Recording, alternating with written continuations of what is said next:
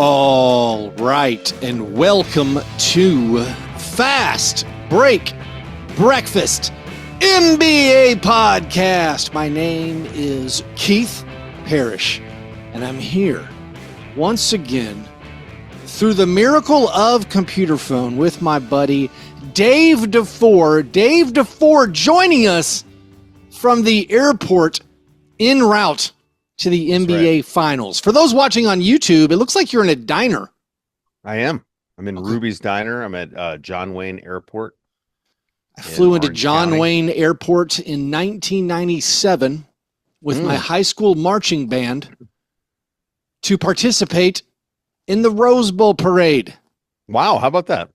How about that?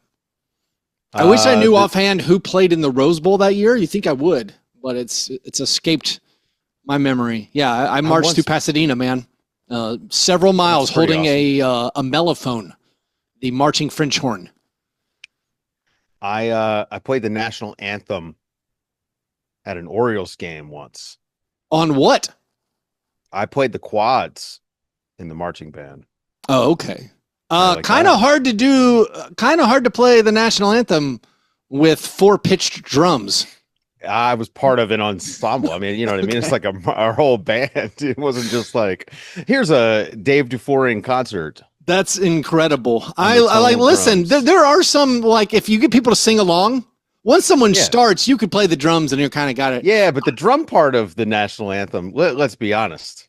Like, mostly what I was doing was just rolls. Yeah. You know what I mean? Did you give it a little, the intro? Yeah. Oh, yeah. Dave, I had to play the national anthem recently on the piano, and I am literally a professional piano player, but I was like, I haven't given this a whirl in probably 2 decades.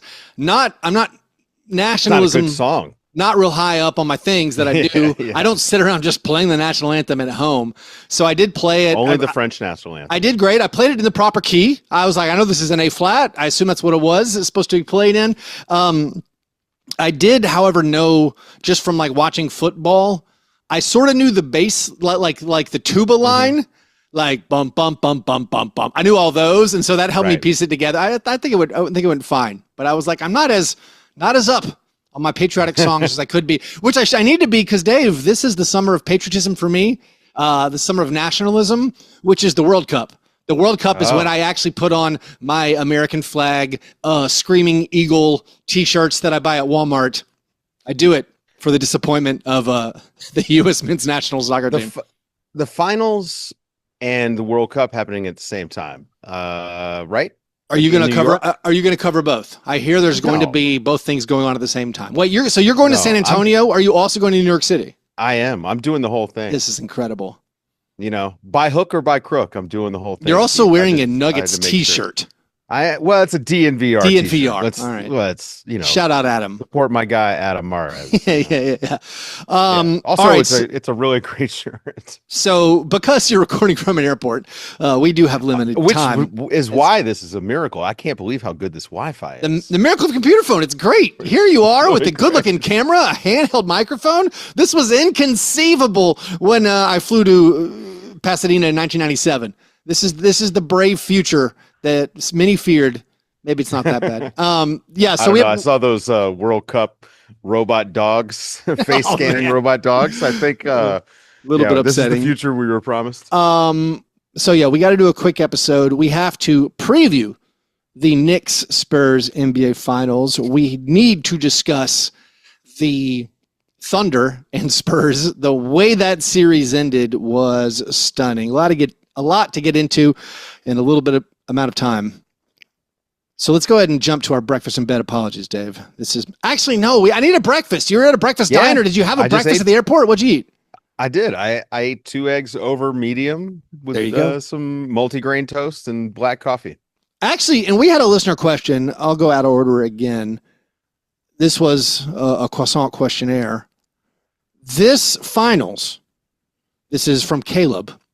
This finals is basically a showdown between breakfast burritos, breakfast tacos, and the bacon, egg, and cheese and bagels. So I mean, you think San Antonio or Texas? San Antonio breakfast taco. The San Antonio breakfast tacos are just superior. I mean, yeah. So I mean, if we're going either as a traditional diner or a bagel, I don't know what to pick for New York. For me, I think of bagel first, but maybe is the bacon egg. Maybe it's still the novelty of it, where the breakfast taco for me is top tier. I don't know. Yeah. San Antonio has great breakfast tacos too. So that means we're picking the Spurs just based on breakfast. There you go. There's your finals preview. That's it. Spurs win. All right. So you had Airport Diner. I had Cinnamon Toast Crunch at my house on summer break in Nashville. Now let's go to our breakfast in bed apology, our chance to make right. We might have gotten wrong on a previous episode. The fact checkers combed through the most recent episode, Dave. Okay. And uncovered the following error. I said Taylor Jenkins was now the third highest paid coach in the NBA. I trusted you. It's at least fourth. So it's at least fourth, trailing Steve Kerr, Eric Spoelstra, and Tyronn Lue. And then, according to Sportico, he might be in the clump of guys making roughly $11 million, if, of course, that $11 million number is accurate for Taylor Jenkins. He's alongside Ime Udoka, Joe Mazzulla, Rick Carlisle, all making about 11. Should there be a salary cap for coaches? There should be a salary cap for everybody, Dave. I agree. No. Competitive advantage. Spending on coaches. Sorry, Tom Dundon. Although Tom Dundon, we'll get to the finals. Tom Dundon, Blazers owner, basically culled the herd, fired a ton of people in the Blazers organization. So people are a little bit, I think, maybe naturally upset about the cost-cutting measures of the new owner. However, Tom Dundon's other team, the Carolina Hurricanes, currently in the NHL's finals. So maybe there's a method to the madness. Yeah, I don't Who knows? I've seen a lot of people comparing the two sports. Look, the NHL playoffs just seems so random. Yeah. That I do not think it's the same. It's, the coaches in the NBA matter a little bit more. Like having a top 10 coach in the NBA versus a bottom 10 coach in the NBA actually makes a difference, and especially come playoff time. And having a top 10 player makes a huge difference. And I don't know in hockey, does it even matter if you have the best player in the series? They don't really play enough, and it's such a chaotic sport. I think it's hard for one guy to have an outsized impact in a 7-game series, unlike basketball, where every single time Victor Wembanyama touches the ball, something happens. What if Tom Dundon says, I don't have Victor Wembanyama, why am I paying all these people? So I don't know. Yeah. We'll see. We'll see what method works. Flirt with the salary floor. All right, Dave. The last time we recorded, I was not optimistic about the San Antonio Spurs. I felt like I'd been very in tune all playoffs. Basically, with every, my pre-playoff predictions were very accurate. Each series, I felt like I had a good feel. Mm-hmm. Maybe it isn't showing in my Stone Cold Locks showing, my playoff prediction. Although I'm near the top. You and me are near the top, Dave. But before the series started, I thought the Spurs were beating the Thunder. And then when De'Aaron Fox was out for the first game, I'm like, let's switch that Spurs in 6 to Thunder in 6. Although in Stone Cold Locks, I did go Spurs in 6 officially. But still, each game, I was being pulled back and forth and couldn't get a handle. And then after game 5, I'm like, no, Spurs can't win. I don't think they win 2 in a row. Not against the Thunder. Not against Shea. Not against this defense. They're too raw. They're too new. So, Dave, what happened? Health. Yeah. I mean, it's like, honestly, this series, the thing about it going so long and with so many different injuries is that the health is the number one thing that happened in the series. J-Dub being out, AJ Mitchell being out, obviously made it easier for the Spurs. But Dylan Harper got healthy. Like, whatever he did to his hip, it did not bother him in the last 2 games of the series. I mean, he was getting to the paint, he was finishing, he was hitting shots. And that was the difference. Wemby having energy that he didn't have in game 5. That was a huge difference. And then I look, the blowout in game 6 is why they were able to win game 7. They didn't have to, Wemby didn't have to die on his shield, Yeah. like on the battlefield in game 6, like he did to win game 4. Whereas even though game 4 was a blowout, it was a full out effort for Wemby. And by the end of game 7, I mean, one of the cool things about that series was that all of those dudes were out of gas, not just Wemby. Yeah. But Wemby was the most out of gas and he was still coming. You know what I mean? Like, and I also think that this happens with young teams like the Spurs all the time. Sometimes they evolve, sometimes they shrink. We saw it with the Thunder in their 7-game series against the Nuggets last season, where they kind of figured things out as they went. And I don't know, man. Victor Wembanyama is just something we haven't seen before. I really, most of it comes down to me saying, I don't know what anyone does with this guy. And over the course of 7 games, with the way that he operates, how well coached he is, and just how smart he is on the court, I think he's going to figure out most teams by the time you get to game 6 or 7.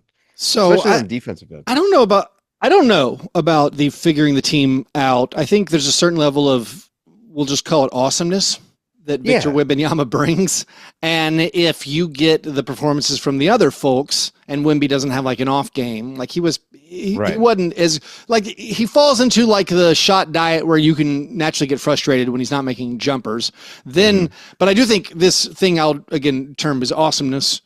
If it keeps you close enough, well, then when you get the shooting variance, a fourth quarter, every step back three's going in for the Spurs, when Champagnie has a big shooting night, when De'Aaron Fox shows back up, when Keldon Johnson gets a couple of threes going, when the supporting cast brings it, then you're in the position to knock off a Thunder team, like you said, that is shorthanded.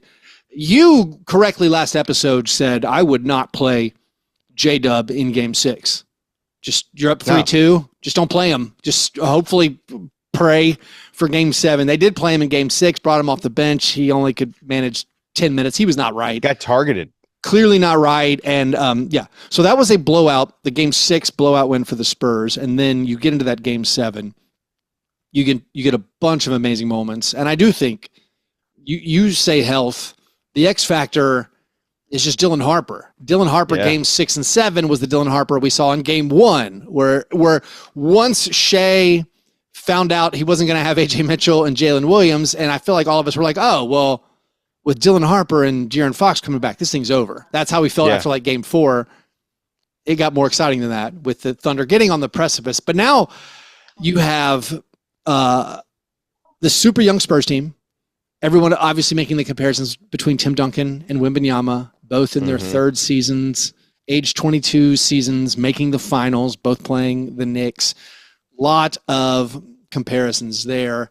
The fourth quarter of game 7, and this game was awesome. It really was. It was another riveting, like breathtaking excitement game, and I really felt bad for the Thunder fans and the organization.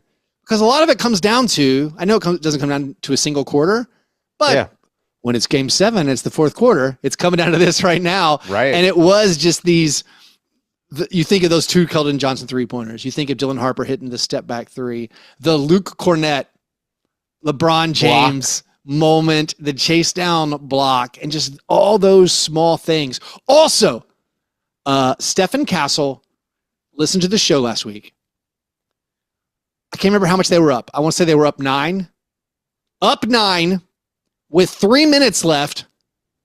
I think they were up 11. Thunder make a bucket, cut it to 9. Stephen Castle does not pick up the basketball. Right. He lets it roll. Burn the clock. And then he tosses it to the ref. And the ref 3:18. 3:18. The ref throws it right back to him. He spent, like I said, he wasted 5% of the remaining game clock. He's like, we're up double digits. I'm going to burn 10 seconds. I was getting so frustrated, all these teams blowing leads, but I throw the ball in immediately. So I appreciated him listening. Spurs are also bad at 2-for-1s, which I don't know if that's a bad thing to be bad at, right? Like they're waiting for a good look instead of, that Caruso had that wild shot on a 2-for-1 attempt, and they wound up not getting any good shots. So maybe the Spurs are doing it the right way. So all that being said, another final compliment I want to give to the Spurs and Dylan Harper is not only did Dylan Harper look back in game 6 and 7, but Dylan Harper's ability to grab contested rebounds Yeah. and his ability to, after grabbing the contested rebound, to not turn it over when he's double teamed by like Dort and Shea or Dort and Holmgren or whoever it is.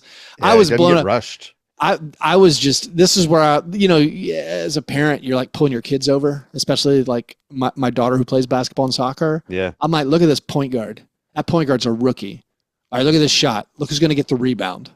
Like, this guy's going in traffic, pulling the ball. Like, he's not out jumping guys. He's just working his way in there. He's crafty, and then he's strong. Right. And once the ball hits his hands, he yanks it away, protects it. I was blown away. I love what Dylan Harper did. From the Thunder's side, now, of course, they fail to make it back to the finals, meaning in the NBA, 8 different champions now in 8 straight seasons, or no, all discrete, totally 8 different champions, no repeat champions, longest streak in NBA history. Do we chalk it up just to, is the most easy explanation, just that the game's too hard now and it's too many games? I think that's part of it. Game's too hard. The game's too hard. It's becoming like the shot variance is just hugely important, right? Yep. And that is less about your star players than your role players. This is where Wemby, I think, might be maybe the guy who kind of breaks the rules, because I think that Wemby being the best player in a series has a different effect than, let's say, Shai Gilgeous-Alexander being the best player in the series, because of what Wemby can do on the defensive end. Like, this is the single most impactful player we've ever seen, maybe in the sport, because of how much space he can guard and what it allows the Spurs to do. Like, we live in this switch era, like the era of switching, right? Yeah. Soft switch, Rajon Rondo pointing before the screen even comes across, right?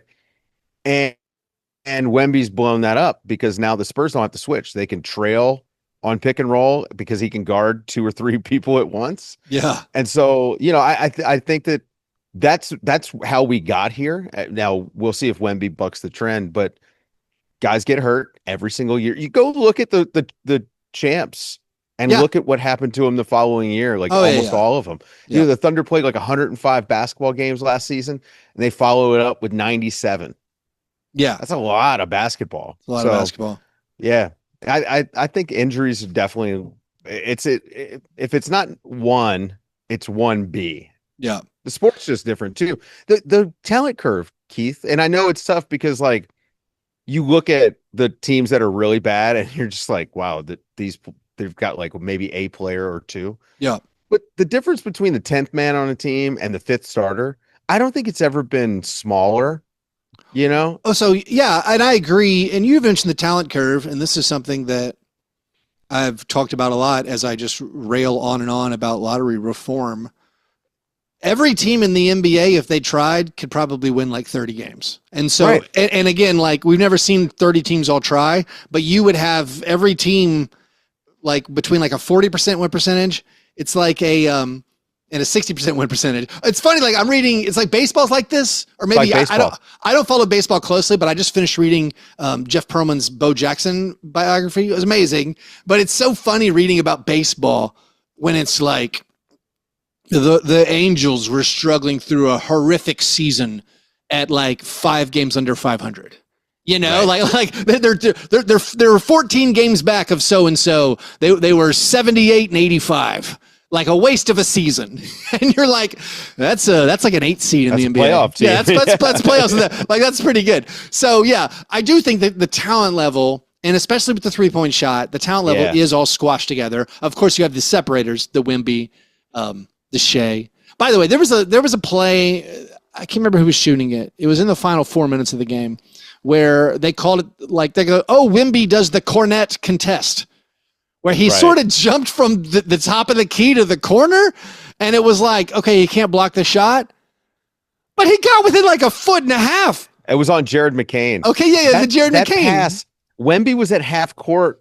McCain's in the corner, and the pass is made when Wemby's at half court. This is actually one of the plays I've been talking about since that game, because Wemby was so out of gas and still really got a good contest on that. I mean, look, Jared McCain, you're not going to block his 3 often. Anyway, right? Like he's good. He's a good shooter and he is under control. But Wemby did get a hand in his face somehow. Like it was incredible, I was curious. man. Do we know? Did the tracking data consider that a wide open three? Because I like a 7'5" guy flying at you. It was like that was sort of a wide open three, but then it wasn't at the end where that had to somewhat affect your shot. It seems like. I mean, this guy's flying out of the corner of your eye, regardless. That was the thing from this series that I think we really got a chance to highlight was. The Thunder were so overtly conscious of where Wemby was at all times. Yeah. And it's different. Like, and we saw that, I think, from the Spurs against Shea when Shea starts cooking, right? Like, okay, now we got to lock back in. We're throwing two at him. Wemby, you got to keep an eye on him at all times. That was when the Thunder kind of got some open looks, but I don't know, man. It's a different world with Wemby. Like, you have to do it on both ends. You got to screen him. Like, you have to screen him away from the ball. On the defensive end, like basically starting when the play starts. Like as soon as you cross half court, you're trying to get this guy on the opposite side of the basket from the ball. Like you're not actually trying to put him in actions. I'm curious to see what the Knicks wind up doing because I think that they might go at him and just dare him to handle them. So let's get into the Knicks stuff in just a second. Before we do, let's finish up this series. Chet Holmgren. Rough. With the will produce stat line, Bismack Biyombo stat line. I mean, I don't know, man. If Bill Wennington had done that in the '98 final, I would have been mad. 4 points, 4 rebounds. Did have a couple of really impressive rim protection moments. So he had steals and blocks. But third team All NBA Chet, 4 points, 2 field goal attempts, 4 rebounds. Light's too bright. Where do you go from here? I don't know. I mean, listen, I think the Thunder probably don't do anything, you know? Yeah. I think it's reasonable. Although they have so many picks where they have 12 and 17 this year. And I'm saying even just this year having 12 and 17. Yeah. They have built up all these guys who make more than the minimum. You have your Isaiah Joes. You have a lot of matching salary options on the team. While I don't think they move Holmgren.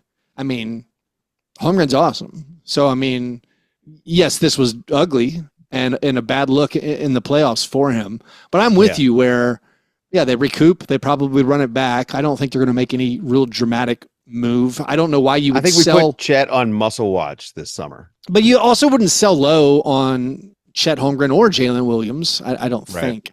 I think you chalk it up to, not to get carried.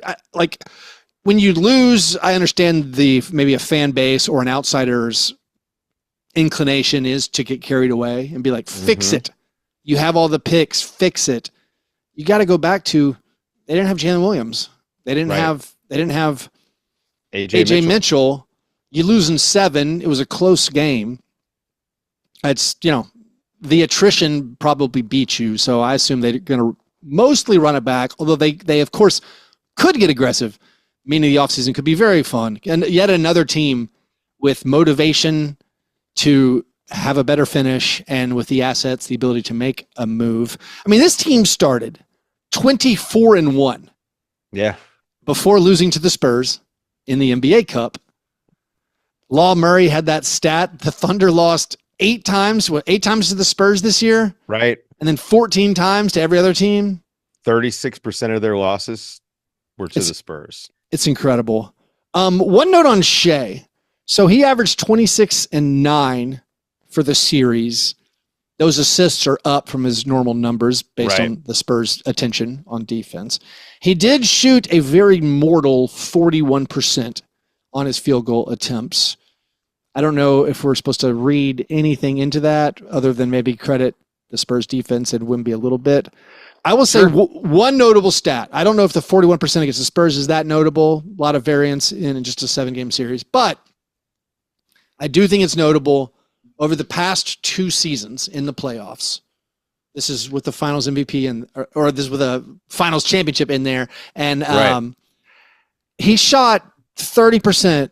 This is over now, like, what is that? Like 50 games. He's 30% 3-point shooter as the primary scorer, which is not good enough. All the other numbers are good, but still, I know he's not going to shoot probably 52% like he does in the regular season, but I still expect, I mean, he shot 51%, I think, in the first 2 rounds this year. So I do sort of expect Shea to shoot close to 50%, but the 3-point shot, the numbers dipping in the postseason. Yeah, the pull-up three just not being there for him is a problem. Yeah. It would have been, I mean, that would have broken open the Spurs defense a little bit if it was even a threat. Yeah. All right. I mean, the Spurs, like I said, they get to defend you from so many different angles that other teams don't. Yep. Wemby just creates a lot of options. All right, let's take a break, and then we'll come back and preview the finals. Before I take the break, just a reminder to all the Patreon supporters that the final round of the Stone Cold Locks is open right now. You need to make your picks for the finals. Also, a little twist for the finals. You have the ability to gain 5 extra points if you correctly pick the finals MVP. But if you miss your pick for finals MVP, you lose 5 points.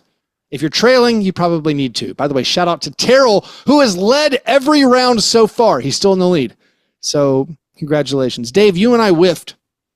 We both picked Spurs in 6, but we risked everything. We got the games wrong. We both picked the Knicks in 5. We whiffed because we got the game wrong. What's funny is I picked the Knicks in 4 on the show. And when I went to fill out the thing, I don't know why I hit 5. Because in my heart, I knew it was 4. Sorry, brother. It's kind of like, look, we'll get to this, but I picked Spurs in 6 just because I feel like picking these 7-game series to go 7. Yeah. A little bit of a coward's way out. Well, you would have been right like 5 times. I know. This playoffs. This is the crazy part. Anyways, Patreon supporters, go fill out your forms. It's over at patreon.com/fastbreak breakfast.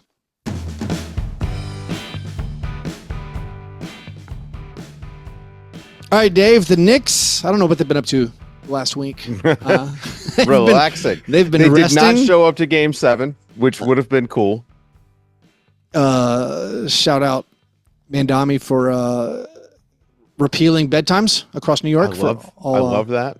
It's great. The kids did not know what was happening, though. Let's be honest here. Classic photo op. No clue. Yeah, it was so good. The Knicks they have been preparing for this. They've been resting up. You think they're going to get their best shot going forward. Although Mitchell Robinson did hurt himself mysteriously. Yeah. Somehow. But honestly, what does he need with a pinky? He can't shoot. Okay. Just club that hand up. Pinky, is it his pinky or is it something in the wrist? Because okay. I'm not quite sure what the injury is. They said like fifth metacarpal or whatever. So like, I'm curious as to what it actually looks like when he's on the court. What's the wrap going to look like is really the thing, because his hands are where he's making his cash, and his offensive rebounding is hugely important for them. It's some of their best offense, and this is a team that I think is going to be able to score against the Spurs. If the Spurs can't shoot, the Knicks are going to win. So regardless of having Wemby, but yeah, Mitchell Robinson, that's a big one. What is your expectation for this series? I will say that the Spurs are favored. They're favored to win game 1 at home. They are favorites for the series. That makes me nervous. Not overwhelming favorites. They are, of course, coming off a very long series. The Knicks are the first team to ever face 3 straight teams coming off 7-game playoff series. The huge difference is many days off for the Spurs, where the other teams had to keep trucking. I think this is where the Spurs youth probably is going to help them, right? They get to, and they've proven to be, I don't know, pretty ready for the challenges, like from veteran teams. I know Minnesota kind of caught them in that game 1, but they really settled, in my opinion, against the Thunder. The Knicks could go in there and totally take game 1. Like, it wouldn't shock me if they just came in, shoot the lights out. They're going to have a game in this series where they hit 20 some odd threes, and the Spurs will struggle to keep up with that. So as far as expectations go, I just think the Knicks are going to play fast, and that's the way the Spurs want to play anyway. And I don't know. It is a better matchup in my opinion for the viewing public than Knicks Thunder would have been, because this is an interesting mix of styles. I just think like the Thunder, it wouldn't have been as fun to watch the Knicks play the Thunder in a lot of ways, because I do think the Thunder can neutralize some of the stuff that works for the Knicks a little more easily. But I don't know. Jalen Brunson versus Victor Wembanyama is fascinating. I do wonder if the Knicks are going to have not rust. They're probably going to have some rust. Might start a little slow. But I wonder if there's going to be an adjustment period. I mean, how do you prepare for a Victor Wembanyama? Well, they beat them. I mean, they dusted them on March 1st when they played, and everybody was out there. It wasn't, this was before the Knicks were really rolling. We were still talking about how the Knicks need to change their starting lineup. That's how long ago that was. And I rewatched that game, and honestly, the Knicks, like they did everything that they wanted to do. Did you rewatch the Emirates Cup final? As the Knicks dusted the Spurs? We have our first ever Emirates Cup final being a preview of the NBA Finals rematch for the Cup. Yeah. Is it surprising to you that we're not hearing as much about that from the NBA? I don't know. I mean, you think the Knicks are going for the double. They're going for the double. Going for the double. They then could pull off the first ever cycle by taking Summer League.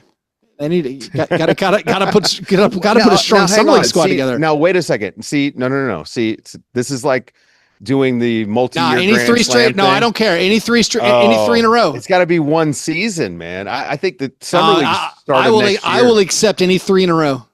I don't know. We're gonna have to send that to the judges. That is a great debate. That's a tiger there. slam. It's a tiger slam, isn't that what they called that? Yeah, you're probably right. No, who do you think is going to win? Flat out. Honestly, I don't know. I mean, this is why this has been a really fun playoff for this reason. And even though I've gotten some right, like, I've been pretty wrong on a lot of the ways to get there, because there've been so many curveballs. I picked Spurs in 6 because I still am just okay. I don't know how to judge Wemby. You know what I mean? He's the best player in the series. I mean, historically, that in the NBA, that's how it works. It's going to be very much like who's the third best player in the series, and it could be Dylan Harper, and which I think is kind of a big deal. But I mean, I got Spurs in 6, but if it was Knicks in 5, it wouldn't shock me, because the Knicks are good. They can really score and shoot, and their defense actually, we really don't talk about it. Defense is very good. What Mikal Bridges did to James Harden, I think that's, pretty good film study if you want to go in and look at what a really good one-on-one defender looks like. So, I mean, I don't know. I got Spurs in 6, but before the playoffs started, don't know. I picked the Knicks to make the finals, but assumed they would get trounced when they made it to the finals. I no longer feel like they would get trounced. Yeah. Of course, it bears repeating. They're on a historic run. They have the longest win streak in the history of the Eastern Conference in the playoffs. They have the best point differential over any 11-game span, regular season or postseason, in NBA history. So they are completely locked in. But I think, despite their lack of experience, I think I favor the Spurs. And here's what I'm thinking. Tell me if I'm wrong on this. My thought is De'Aaron Fox can have a much better series than maybe he's had in the postseason. I don't see, like, while the Knicks are good on defense, I feel like he will have much easier sledding than he did against the Thunder's perimeter defense. Mm-hmm. I think that Dylan Harper also, both of those guys will be able to attack and get into paint. On the flip side, having Stephen Castle to put on Jalen Brunson seems great. And then Wemby. We'll see how much he guards him. You think he might not? Well, so I rewatched those games, and they started out with Fox on Brunson and Castle on Karl Anthony Towns. Now it's interesting because then the Spurs actually did a little bit of switching, against the Knicks, and I think that they can play that way. And obviously Wemby does a lot for you, but like Wemby's probably going to guard Josh Hart to start. Like, yeah, sure. And it's going to be very much like Caruso. Well, If Josh Hart goes nuts, then the Knicks are going to win. Like, you know what I mean? It's one of those things. Because I think the rest of the Knicks will score. Jalen Brunson is going to have a great final series, and I think put to bed the entire conversation of whether or not, number one, is he a top 10 player? Feels like it. Yeah. And can you win a title with him? Because I think you can. Like, he is. Well, I mean, they obviously, yeah. Even if they don't win, there's in other seasons, there's a chance they'd. I think the Knicks are back next year, right? Yeah. They really figured some stuff out. I think that this Knicks team, I think they have an easier path to get back than the Spurs will next year. Yeah. Even.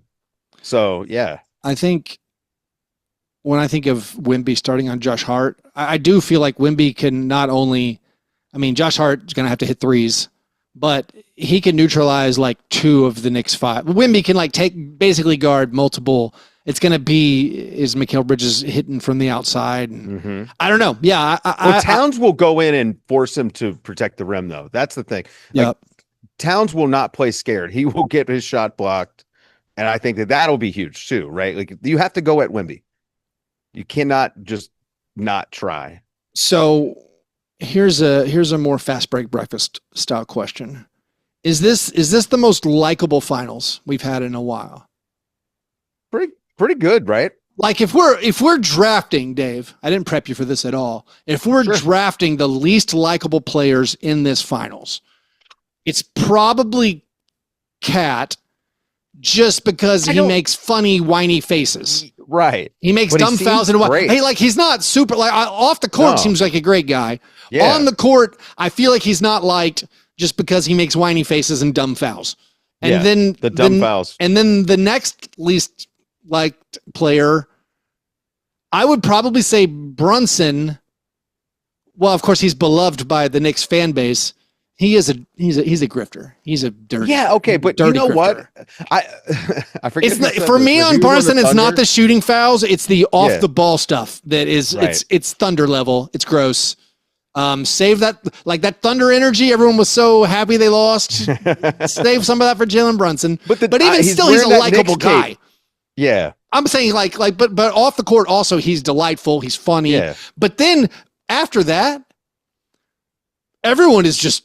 I love them all. Right. Like, they're all just great guys. And I know maybe there's like, I'd usually cheer against the Knicks, but this is like a really likable Knicks team. And I usually, I understand having resentment against the Spurs for historic good luck. Right. Going from the Admiral to Duncan to Wemby. Like, I get resenting that, but the players on the squad are just, they're all great. And great. Yeah, it does seem like a very likable. I think, it depends on which corner of the internet you're asking, but Luke Cornett could be low down there. Oh, just because he ruffled some feathers with the Magic City. Yeah. Okay, Luke Cornett, third least liked player. Blogger Luke Cornett, Vanderbilt's own. Yeah, I mean, like, Keldon Johnson's like raising llamas. Keldon Johnson he rules. I mean, he's so much fun.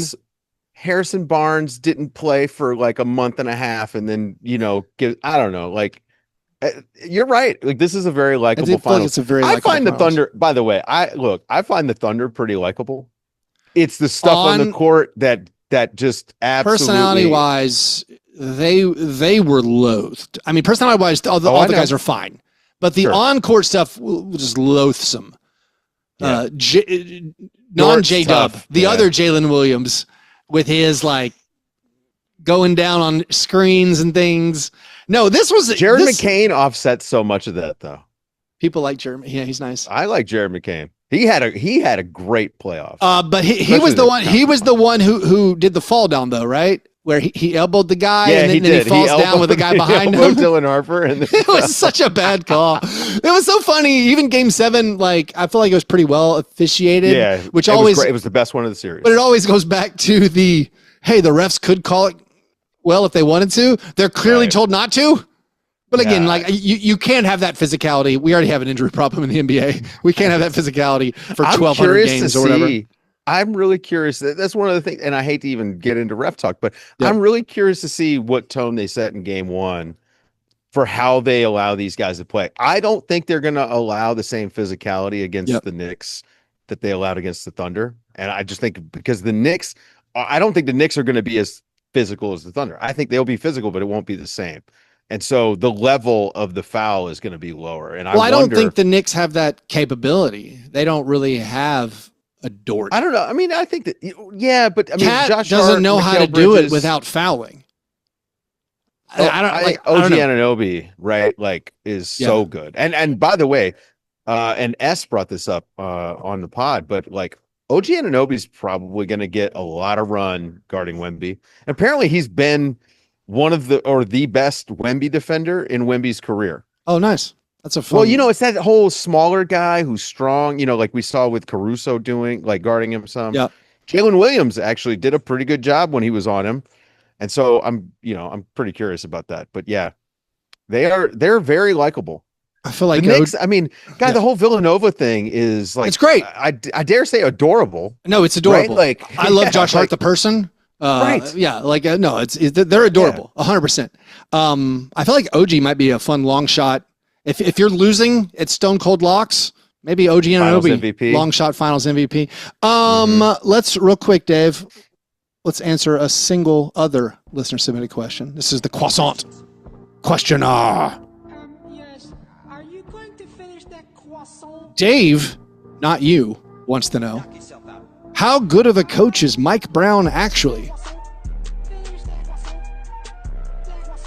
It's an interesting question.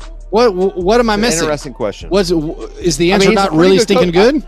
I think he's pretty good. Yeah. Right? It's great. I think what he's really great at, I think he's one of those coaches that can take a good team and get them to be great.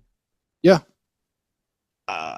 What he did with the Kings a few years ago, right? He took a not great team, like below average team, and he made them slightly above average, right? Yeah. I think he can get you that. He can squeeze that last little bit out. Would he be a guy that I would want to tank with and like, okay, he's got this young team and he's going to develop? No. I think with veterans and walking into a situation like the Knicks, perfect.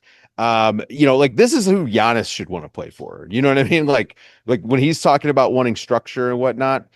And then I don't know, man. I think he's a pretty good coach. I mean, he's been coach of the year a couple times, I think. I'm trying to add this up real quick. King season. But I mean, like his record on the Kings, he was like 107 in 80. That's amazing. That's amazing. Yeah, that's amazing. Yeah. Have you seen that franchise? Coach. I think he's a great coach. I think there's other stuff that at play with Mike Brown and like where like he loses his job. And with the Kings, it was such a weird situation where he was let go and then they traded De'Aaron Fox. It didn't seem like I don't know if we can look at the King situation and take anything away from it. Yeah. But all the other stops, I mean, he was very good in Golden State. He had that great playoff run when he was the head coach. Yep. All right. Thanks for the question. We got to do our awards segment really quickly. This is the International Stackhouse of Pancakes Award, given each week to the worst performance in a box score. This only covers games 6 and 7 of Spurs Thunder. So honorable mention, Luke Cornett, 0 for 3. Sorry, the box score doesn't contain your chase down block.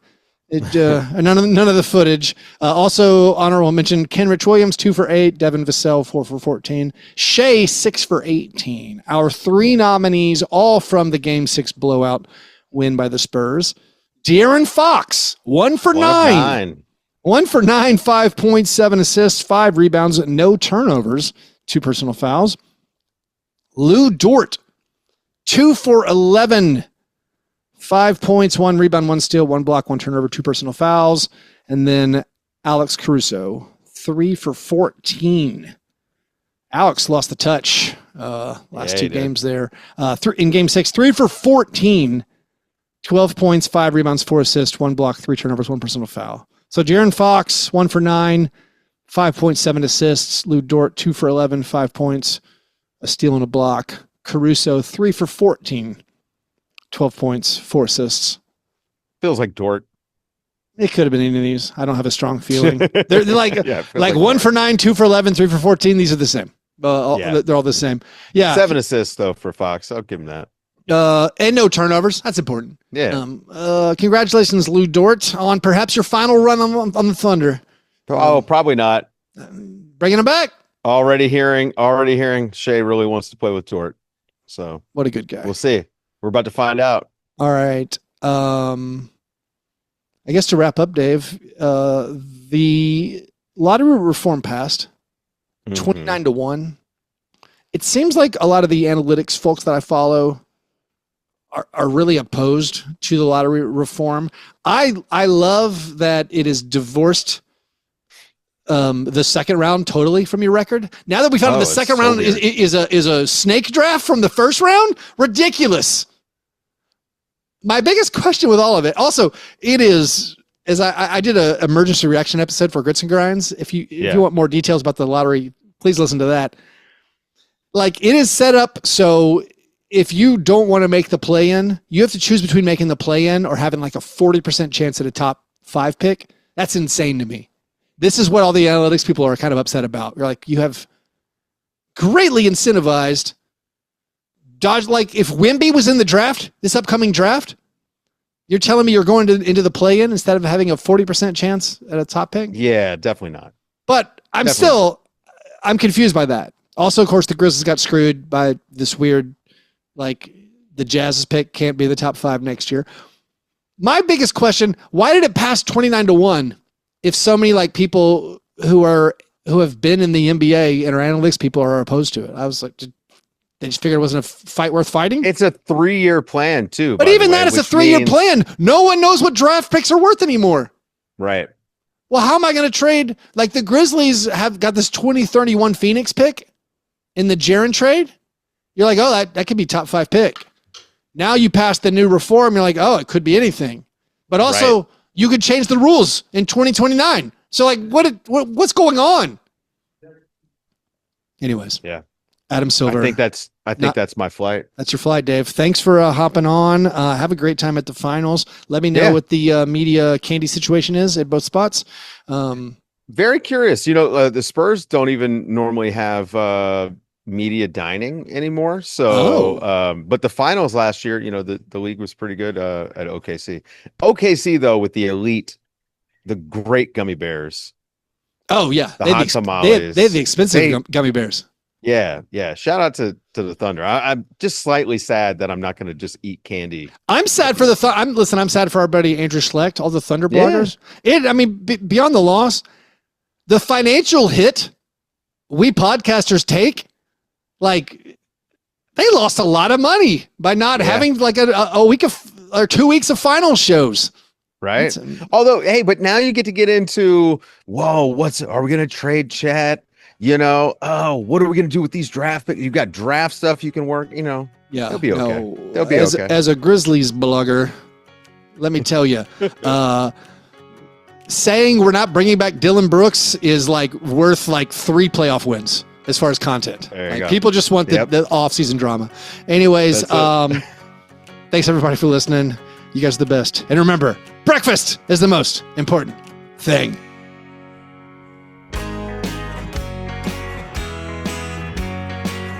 Yeah, never apologize for being G&G. Fair break, man. You understand? I will remember